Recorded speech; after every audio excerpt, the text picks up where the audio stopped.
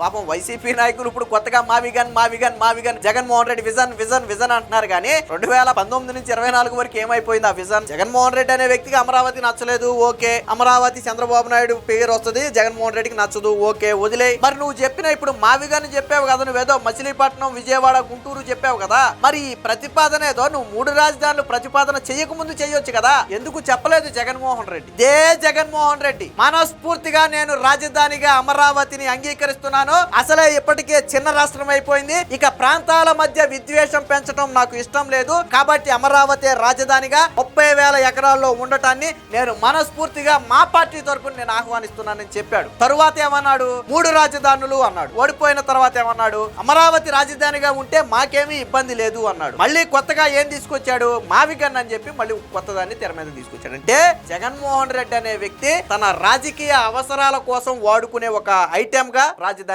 మారింది.